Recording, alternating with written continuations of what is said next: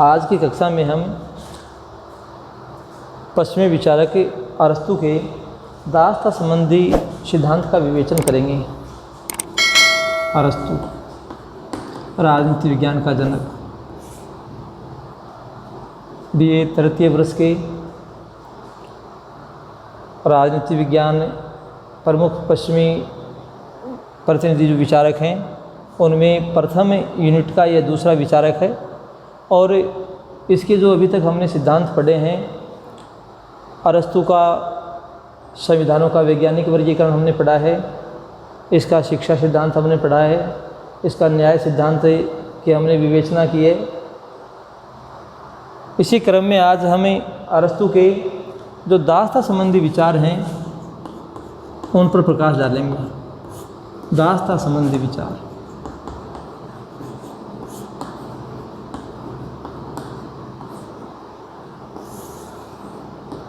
बड़ा उपयोगी विषय है। ये उपयोगी इसीलिए हो गया क्योंकि एक वैज्ञानिक विचारक ने दासता के पक्ष में अपने विचार रखे हैं, दासता का इन्होंने समर्थन किया है, इसलिए यह उपयोगी विषय के रूप में इसे देखा जाता है। इससे पहले इनके जो गुरु थे महान दार्शनिक प्लेटो, इन्होंने कहीं पर भी और दासता की विवेचना नहीं की। हमने उनके सिद्धांतों को पढ़ा भी है। इसका तात्पर्य ये हुआ कि कहीं न कहीं पर प्लेटो हमें इस भ्रम में डाल देता है राजनीति विज्ञान के पाठकों को कि यूनान में इस प्रकार की व्यवस्था थी अथवा नहीं थी। व्यवस्था थी और इसका सीधा सीधा उत्तर हमारे को दिया है महान दार्शनिक अरस्तु ने। क्योंकि तत्कालीन समय में यूनान की जो सभ्यता थी उसका आधार दास प्रथा थी। राज्य की आर्थिक, राजनीतिक, सामाजिक जितनी भी व्यवस्थाएं थी, आर्थिक, राजनीतिक, सामाजिक, इन सभी व्यवस्थाओं का जो आधार था वो थी दास प्रथा। दास प्रथा, दास प्रथा का उन्मूलन करना, इसे समाप्त करना, इनको भी समाप्त करना था। यहाँ की आर्थिक, राजनीतिक, सामाजिक सभी प्रकार की जो गतिविधियाँ थी वो निश्चित रूप से प्रभावित हो जाती, समाप्त हो जाती यदि दास प्रथा को समाप्त कर दिया जाता। दास प्रथा थी यूनान की स्थिति में। अरस्तु वैज्ञानिक दृष्टिकोण, वैज्ञानिक अध्ययन का प्रवर्तक रहा है, किंतु साथ ही एक व्यवहारिक बुद्धिजीवी भी था। अतः दासता पर आधारित यूनानी सभ्यता का एक सच्चा प्रतिनिधि होने के कारण वह स्वयं अनेक दासों का स्वामी भी था और उसने बौद्धिक आधार पर दास प्रथा का जो औचित्य है उसको स्पष्ट किया है। यदि वह ऐसा नहीं करता तो यूनानी सभ्यता का अस्तित्व संकट में पड़ जाता। अरस्तु की जो दास प्रथा के बारे में जो विचारधारा रही है, अरस्तु ने लिखा है कि जिस प्रकार वीणा आदि वाद्य यंत्रों की सहायता के बिना उत्तम संगीत उत्पन्न नहीं हो सकता, ठीक उसी प्रकार दासों के बिना स्वामी के उत्तम जीवन तथा बौद्धिक एवं नैतिक गुणों का विकास संभव नहीं है। तो यूनानी समाज का जो आधार था वो दास प्रथा रही है और भले ही प्लेटो ने इसे स्वीकार न किया हो, लेकिन एक व्यवहारिक विद्वान होने के कारण महान दार्शनिक अरस्तु ने इसे स्वीकार किया है। हो सकता है कि तत्कालीन समय का स्वरूप कैसा था, अरस्तु किस प्रकार की दास प्रथा की विवेचना करना चाहता था या उसने दास प्रथा की विवेचना की है, इस संदर्भ में डॉक्टर टेलर जैसे जो विद्वान हैं, डॉक्टर टेलर का मत है, इन्होंने समीक्षा की है अरस्तु के दासता संबंधी विचारों की और उसी आधार पर इन्होंने कहा है कि जिन दासों की चर्चा अरस्तु करता है वे पारिवारिक नौकर और छोटे छोटे व्यवसायों में मजदूरी करने वाले श्रमिक जैसे लोग हैं। वह उन दासों की चर्चा नहीं करता है जो उत्पीड़ित और क्रूरता के शिकार रहे हैं। उन दिनों एटिक जैसे नगर राज्यों में दासों की स्थिति बहुत ही अच्छी थी। वे एशिया माइनर के व्यापार में खरीदे गए दासों की हालत में न होकर घर के सदस्यों के रूप में माने जाते थे। इसलिए अरस्तु ने जो दास प्रथा के बारे में जो विचार रखे हैं वह उन्हीं दासों की बात करता है और दासों को गृह कार्य करने वाले सेवकों से निकृष्ट बनाना नहीं चाहता था। तो दास प्रथा के औचित्य का प्रतिपादन करते समय अरस्तु के मस्तिष्क में एटिक जैसे नगर राज्यों के दासों की स्थिति रही है, ऐसा टेलर का मानना रहा है। तो अरस्तु ने इसकी विवेचना जब की है दास प्रथा की, दासता का अर्थ क्या है, अगला हमारा जो नेक्स्ट पॉइंट है, दासता का अर्थ। दासता का अर्थ, अरस्तु राजनीति विज्ञान का जनक है और दासता पर उसने विचार रखे हैं। दासता एक उचित दृष्टिकोण प्रतीत नहीं होता है। इस प्रकार के सिद्धांत का प्रतिपादन करना भी एक प्रकार से गलत तथ्यों की तरफ संकेत करता है। अरस्तु ने इसीलिए स्वीकार किया है कि तत्कालीन समय में जो एक आधार था यूनान की सभ्यता का, इसीलिए उसने इसे स्वीकार कर लिया। दासता का अर्थ बताते हुए अरस्तु ने लिखा है कि जो प्रकृति से अपना नहीं है बल्कि दूसरे का है, दास है। परिभाषा क्या दी है, जो व्यक्ति प्रकृति से अपना नहीं है, प्रकृति से अपना नहीं है, दूसरे का है, दूसरे का है, दास है। ये परिभाषा दी है अरस्तु ने। जो प्रकृति से अपना नहीं है, दूसरे का है। दूसरा कोई व्यक्ति, अन्य कोई व्यक्ति यदि मस्तिष्क को प्रभावित करने में सक्षम हो जाता है और अपनी मनोदशा के अनुसार, अपनी स्थिति के अनुसार, अपने आचरण के अनुसार यदि वह अन्य दूसरे व्यक्ति से काम करवा लेता है तो वह व्यक्ति दास हो गया। प्रकृति से अपना नहीं है, दूसरे का है, वह दास है, ऐसा अरस्तु ने माना है। दास प्रथा संबंधी अनेक विश्लेषण से जो सर्वप्रथम दास के अर्थ को उसने स्पष्ट किया वो यही है कि जो प्रकृति से स्वभाव से अपना नहीं है लेकिन दूसरे का है, दास है। तो दूसरे शब्दों में हम कह सकते हैं कि जिसका स्वयं का कोई व्यक्तित्व नहीं होता और यहाँ तक कि जिसका अपना मस्तिष्क नहीं होता। अरस्तु ने माना है कि गृहस्थियों के जो गृहस्थी लोग हैं, गृहस्थियों के संयोग से राज्य का निर्माण हुआ है। दास प्रथा को समझने के लिए हमें गृहस्थी के जो प्रबंध होता है, जो गृहस्थी का जो प्रबंधन है वो किस प्रकार का होता है, उसमें किस प्रकार के अंग होते हैं, किनके संयोग से बनती है। तो परिवार के जो प्रमुख अंग होते हैं उनमें स्वामी होता है, सेवक होता है, पति है, पत्नी है, पिता है, माता है, संतति है, ये सब उसमें आते हैं। तो कि अरस्तु के अनुसार संपत्ति गृहस्थी का एक बहुत बड़ा हिस्सा होती है और संपत्ति के कारण से ही व्यक्ति है वो अपना जो स्वरूप है, अपनी जो प्रतिभाएं हैं, उनको वह निखारने में वह सक्षम हो पाता है। तो संपत्ति, अरस्तु ने दो प्रकार की संपत्ति का यहाँ पर विवेचन किया है। संपत्ति के प्रकार, दो प्रकार की संपत्ति उसने बताई है। पहला प्रकार सजीव संपत्ति और दूसरा है निर्जीव, निर्जीव संपत्ति। सजीव में पशु संपदा, पशु आते हैं इसमें, पशु संपदा है जैसे हाथी, घोड़ा, और इसी में दास को उसने सम्मिलित कर दिया। दास सजीव संपत्ति है, उपकरण है, सजीव उपकरण। निर्जीव संपत्ति में भू संपदा आ गई, पूंजी आ गई, ये उसमें सम्मिलित किया है। दास को, दास प्रथा का अध्ययन कर रहे हैं तो दास को किसका अभिन्न भाग बना दिया उसने, सजीव संपत्ति का। वह एक उपकरण के रूप में इसे परिभाषित करता है। तो अरस्तु के अनुसार जो संपत्ति है, संपत्ति के दो प्रकार हो गए। तो किसी भी परिवार की जो सफलता, उसके कल्याण के लिए दोनों प्रकार की संपत्ति होनी बहुत ज़रूरी है। अरस्तु लिखते हैं, संपत्ति वास्तव में सजीव उपकरणों का समूह है।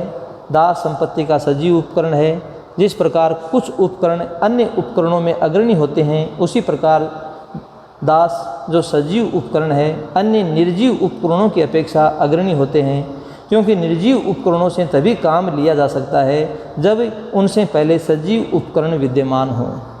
सजीव उपकरण ही और निर्जीव उपकरण है, उनको काम में लेकर के मालिक का जो जीवन है उनको उत्कृष्ट जीवन बनाता है।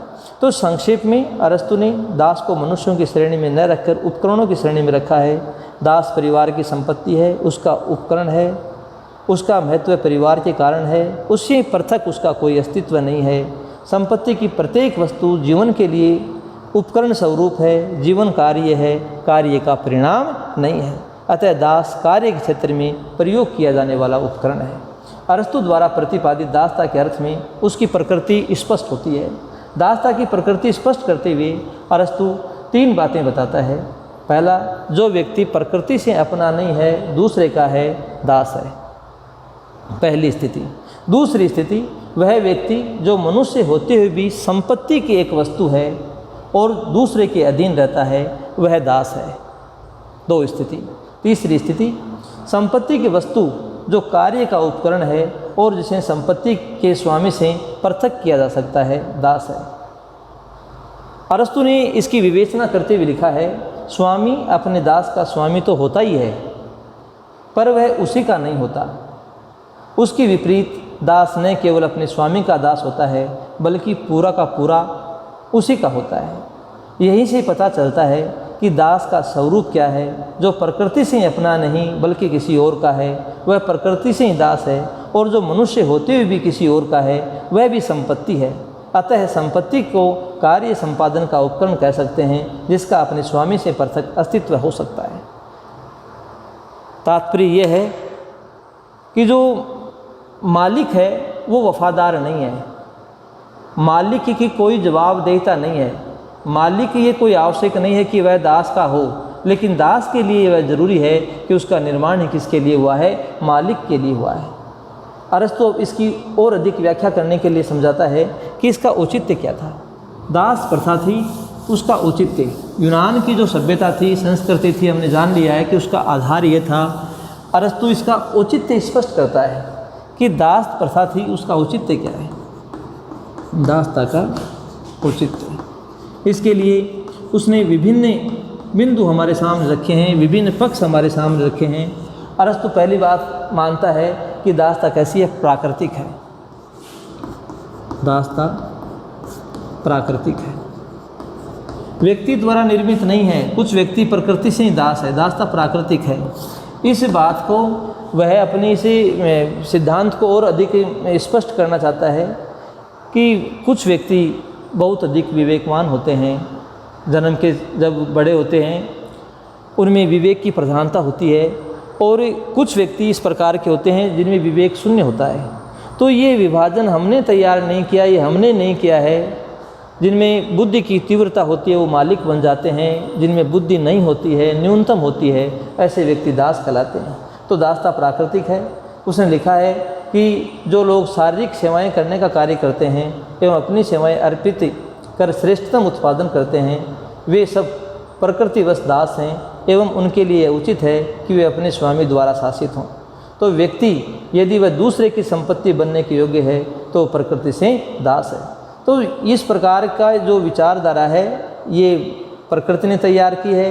वह अपनी इस बात को मजबूत रूप में स्पष्ट शब्दों में वह व्यक्त करता है। दूसरा, दास प्रथा दोनों पक्षों के लिए उपयोगी है। दास प्रथा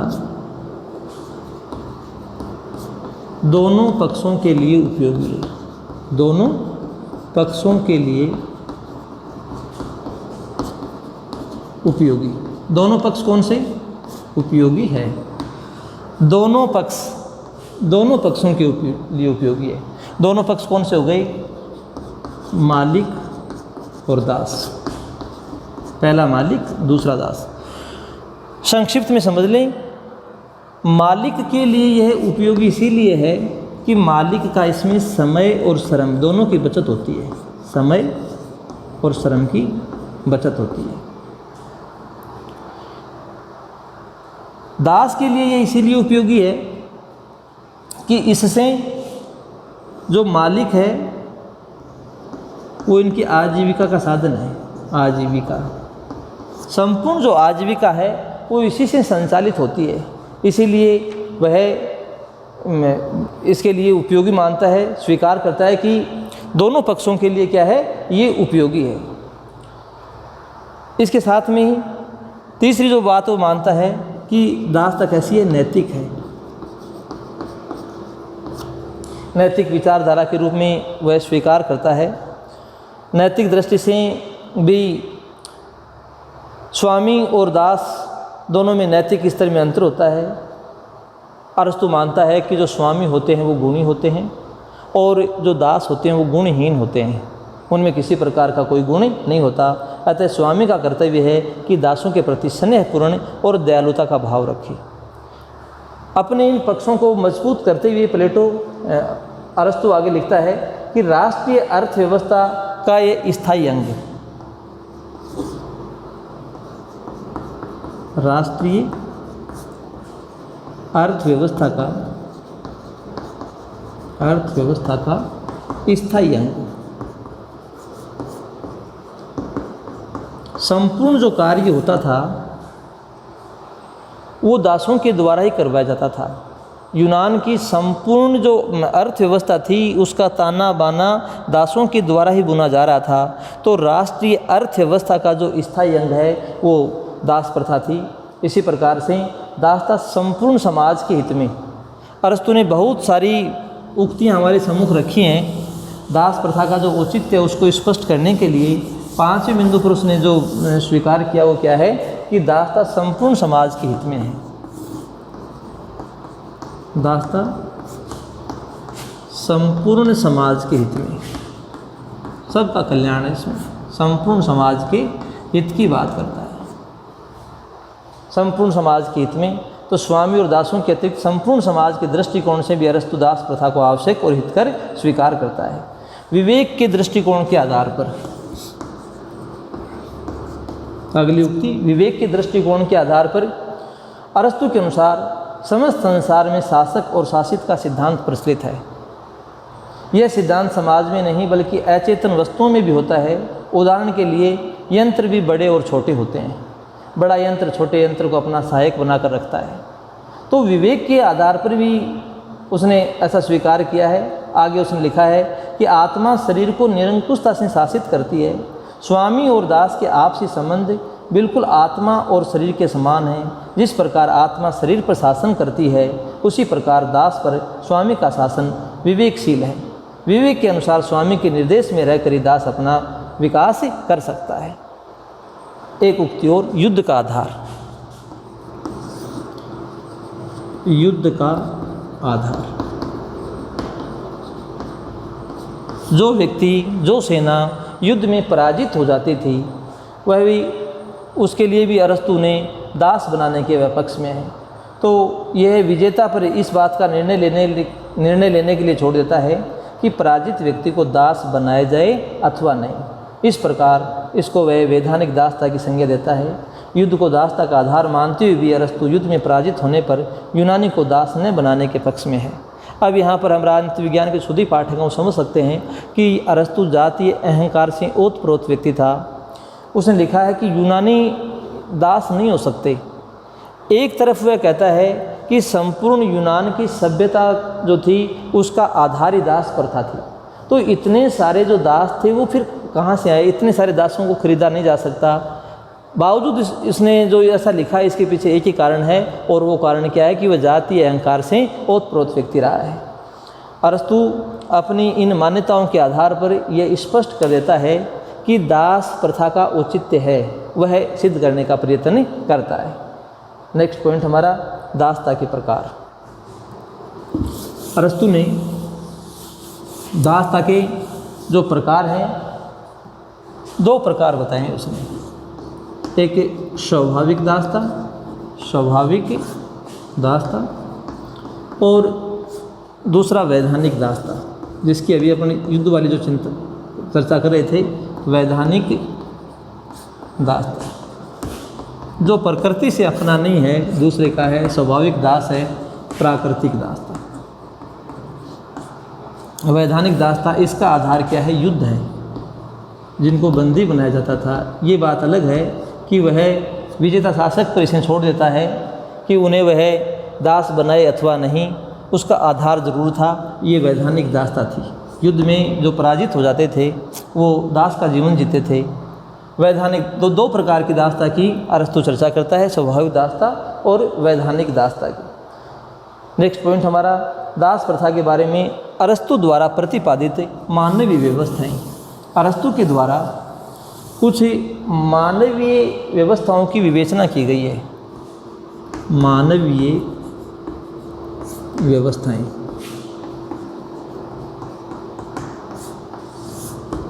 दासों के साथ में किस प्रकार का व्यवहार किया जाए। मानवीय व्यवस्थाएं जो विवेक स्वीकार करे कि इनके साथ में हम कैसा व्यवहार करें। अरस्तु ने दास प्रथा के सिद्धांत को न्यायोचित ठहराते हुए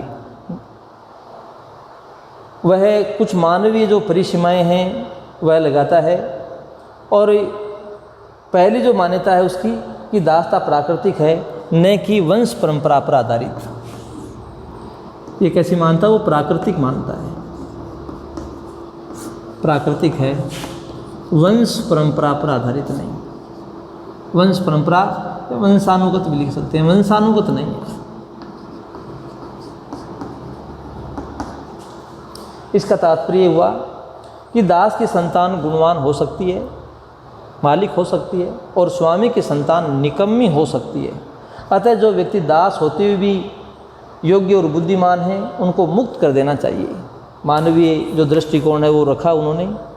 दूसरा, स्वामी को दास के प्रति किसी प्रकार का क्रूर व्यवहार नहीं करना चाहिए। क्रूर व्यवहार नहीं करना चाहिए, अत्याचारपूर्ण व्यवहार नहीं करना चाहिए। क्रूर व्यवहार करने से बचे। उसे दास को अपने शरीर का एक प्रकार से अंग मानना चाहिए। व्यक्ति अपने शरीर के अंगों का कितना ख्याल रखता है, कितना विशेष ध्यान रखता है, तो उसी प्रकार से जो मालिक है उनको चाहिए अपने शरीर का एक पार्ट माने, एक अभिन्न हिस्सा माने और अपने अंग के समान ही उनके साथ व्यवहार करे। तीसरी परिस्थिति, स्वामी को अपने दासों को एक वचन देना चाहिए कि वो यदि अच्छा कार्य करेंगे तो उनको मुक्त कर दिया जाएगा। अच्छा कार्य करने पर अच्छा कार्य करें, अच्छा कार्य करेंगे तो उन्हें मुक्त कर दिया जाएगा। बहुत सारी उसने मानवीय व्यवस्थाएं रखी हैं। अगली, स्वामी का कर्तव्य है कि दास की भौतिक और शारीरिक सुविधाओं का ध्यान रखे। उसकी जितनी भी सुख सुविधाएं हैं, भौतिक शारीरिक जो सुख सुविधाएं हैं, क्योंकि जो पूर्ति होनी है वो मालिक से ही होनी है।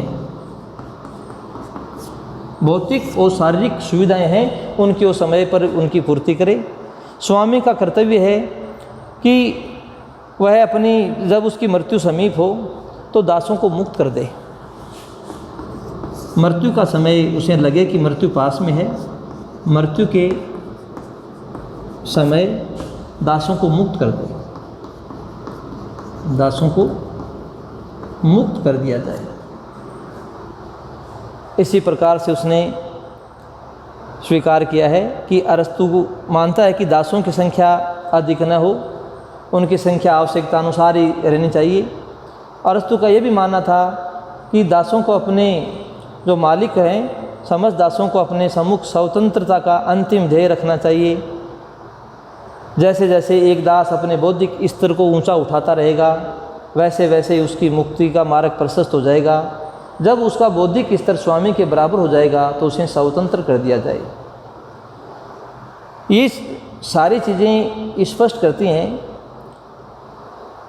एक स्थान पर उसने ये भी लिखा है कि दास से ठीक उसी प्रकार का कार्य करवाना चाहिए कि जिस कार्य को करने में वह सक्षम हो। शारीरिक रूप से जो बलिष्ठ व्यक्ति है, शक्तिशाली है, उसी से भारी भरकम काम करवाया जाना चाहिए। कमज़ोर कृशकाय जो व्यक्ति है, दास है, उससे वह अधिक मेहनत वाला काम न ले।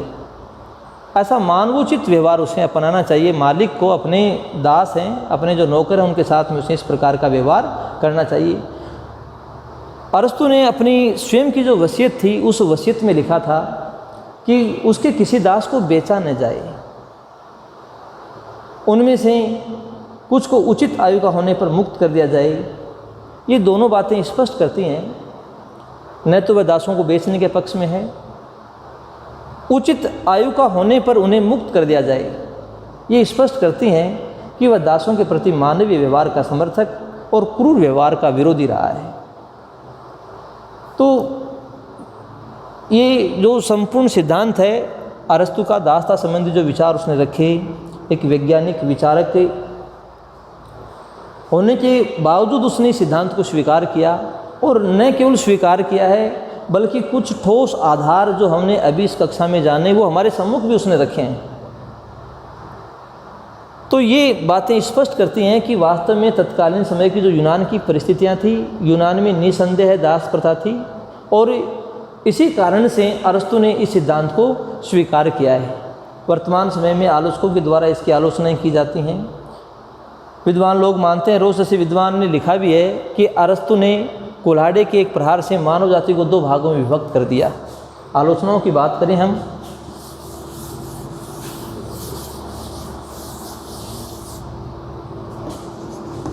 अरस्तु के इस सिद्धांत की भयंकर आलोचनाएं की जाती हैं।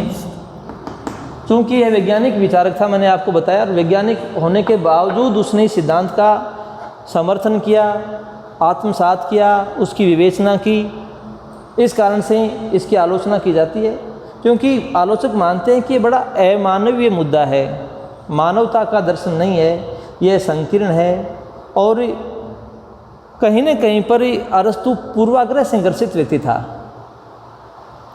इसीलिए रोस ने ऐसा लिखा है कि मानव जाति को कुल्हाड़े के एक प्रहार से उसने 2 भागों में विभक्त कर दिया। रोस ने इस बात को, अरस्तु के सिद्धांत का खंडन किया है। विद्वान लोग विभिन्न प्रकार की आलोचनाएं करते हैं, जैसे दास प्रथा अप्राकृतिक है। दास प्रथा किसी भी भांति प्राकृतिक नहीं है। मनुष्य में विभिन्नता तथा बुद्धि की कुशाग्रता में अंतर होते हुए भी एक प्राकृतिक समानता होती है, जिसकी अवहेलना करना राजनीति शास्त्र का अपमान करना है। दासता संबंधी विचार व्यवहारिकता की कसौटी पर भी पूरे नहीं उतरते। यदि उनका यह कथन स्वीकार कर लिया जाए कि दासता एवं स्वामित्व के तत्व व्यक्तियों में जन्मजात हैं, तो एक व्यवहारिक कठिनाई उत्पन्न हो जाती है। यह निश्चय किस प्रकार किया जाए कि कौन कौन से व्यक्ति नैसर्गिक रूप से दासत्व के तत्व लेकर पैदा हुए हैं एवं किनमें स्वभावतः ही स्वामित्व के गुण विद्यमान हैं। अरस्तु हमें प्राकृतिक दास एवं स्वामी के चयन की कोई सफल विधि नहीं दे सकता है। दास प्रथा अप्राकृतिक है। व्यक्ति जिनमें प्राय बुद्धि विवेक कम भी होता है, तो बार बार यदि अभ्यास होगा, अधिक अच्छा ज्ञान दिया जाएगा, तो हो सकता है कि व्यक्ति में जो गुण हैं वो बदल सकते हैं। तो ऐसा मान लेना कि ये दास प्रथा क्या है, प्राकृतिक है। अरस्तु ने माना है दासता प्राकृतिक है। आलोचकों ने इसका जवाब दिया है कि ये अप्राकृतिक है। मानव समूह का विभाजन संभव नहीं है। अप्राकृतिक हो गई, अप्राकृतिक कहकर के अप्राकृतिक है। मानव का जो समूह है उसका विभाजन संभव नहीं है। मानव समूह का जो विभाजन अरस्तु के द्वारा किया गया है वह संभव नहीं है। दास प्रथा का औचित्यपूर्ण रूप से इस मान्यता पर आधारित है कि मानव समूह को गुण और योग्यता से युक्त उच्च वर्ग तथा बुद्धिहीन निम्न वर्ग में विभाजित किया जा सकता है, किंतु इस प्रकार से जो विभाजन किया गया है वे व्यक्ति समूह के संबंध में गुण और योग्यता की दृष्टि से बिल्कुल हीन है, यह संभव नहीं है। विभिन्न प्रकार की आलोचनाएं, विभाजन का सर्वमान्य मापदंड नहीं है। उसका मापदंड क्या होगा ये अरस्तु ने नहीं बताया, यह सिद्ध करने का प्रयत्न नहीं किया गया उसके द्वारा। ये हमने चर्चा की थी कि यह जातीय अहंकार से ओतप्रोत व्यक्ति है। क्या लिखा उसने, यूनानी दास नहीं हो सकते।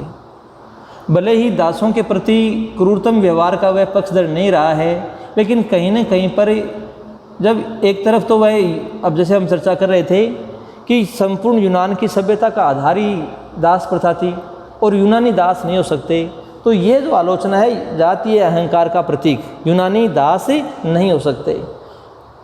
और वह अपने सिद्धांत के द्वारा क्या स्पष्ट करना चाहता था यह भी ठीक से समझ में नहीं आ रहा है। आलोचनाएं बहुत सारी हैं इसमें। यह एक अव्यवहारिक सिद्धांत है, यह एक अलोकतांत्रिक सिद्धांत है। यह सिद्धांत लोकतंत्र के जो प्रमुख आधार स्तंभ होते हैं, स्वतंत्रता और समानता, स्वतंत्रता और समानता। लोकतंत्र के प्रमुख आधार स्वतंत्रता और समानता दोनों के विपरीत है। श्रमिकों को जो समाज के वास्तविक रचयिता होते हैं वे उस समाज में सम्मानपूर्वक रहने के भी हकदार नहीं है। ये कहाँ का न्याय है?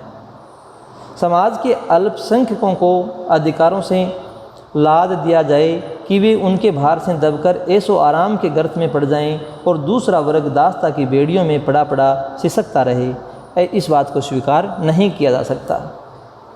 इसी प्रकार से हम कह सकते हैं कि सिद्धांत आलोचक मानते हैं कि अतार्किक सिद्धांत है। स्वामी के संबंध मित्रतापूर्ण होने चाहिए। दास और स्वामी के संबंध हैं वो मित्रतापूर्ण होने चाहिए। वह भूल जाता है कि मित्रता सामान्यतया समान स्थिति वाले लोगों में ही संभव हो सकती है, असमान स्थिति वाले लोगों में नहीं। अतः सभी दृष्टियों बौद्धिक, मानसिक, आर्थिक, सामाजिक से हीन व्यक्तियों एवं उन्नत व्यक्तियों में मित्रता किस प्रकार संभव हो सकती है? मित्रवत व्यवहार कैसे करेगा?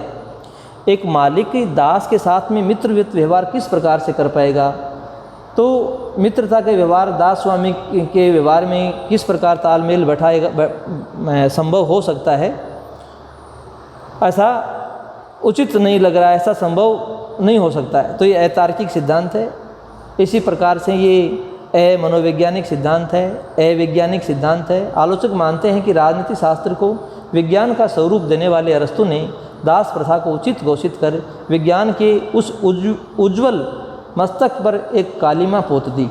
अरस्तु यह मानता है कि कुछ व्यक्ति जन्मजात ही मूढ़ होते हैं, परंतु वह इस वैज्ञानिक तथ्य की अवहेलना करता है कि अच्छे वातावरण, उचित परिस्थितियों तथा सही शिक्षा से उन मूढ़ व्यक्तियों को भी बुद्धिमान बनाया जा सकता है।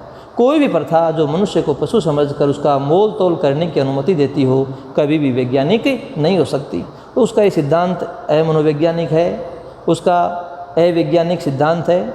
संक्षेप में कहें तो अरस्तु की दास्ता पर जो विचार हैं वो अत्यंत अवैज्ञानिक, असंगत, अग्राह्य और मानवता विरोधी हैं। अरस्तु के इस सिद्धांत की आलोचना करते हुए मैकिलवेन जैसे विद्वानों ने लिखा कि यदि हम इस सिद्धांत का जीवन के तथ्यों या स्वयं अरस्तु के तर्कों के आधार पर मूल्यांकन करें तो इसका पूर्ण निस्सार स्पष्ट हो जाता है। कहीं न कहीं किसी पूर्वाग्रह से ग्रसित व्यक्ति लगता है। यूनान के व्यक्तियों के लिए वो दम भरता है कि सभी जो यूनानी हैं वो मालिक हैं, यूनानी कभी दास नहीं हो सकते। अरस्तु अपने इस सिद्धांत के माध्यम से किस बात को स्पष्ट करना चाहता था?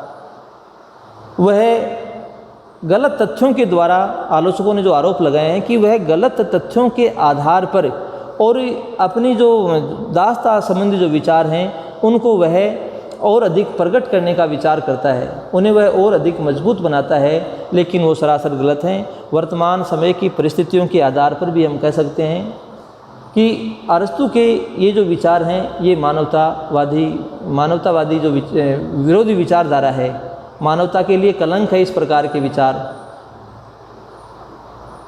तो आज की कक्षा में हमने महान दार्शनिक जो अरस्तु का जो दास्ता पर जो विचार है, दास्ता के संबंध में उन्होंने जो विचार दिए, दास्ता की जो परिभाषा है, अर्थ है, इसी संदर्भ में हमने संपत्ति के जो प्रकार हैं उनका अध्ययन किया। मानवीय जो शर्तें हैं दास प्रथा के लिए, वो जिन जिन उक्तियों की बात करता है, और अंत में संपूर्णता के साथ जो आलोचनाएं हैं उनको हमने पूरा किया। धन्यवाद।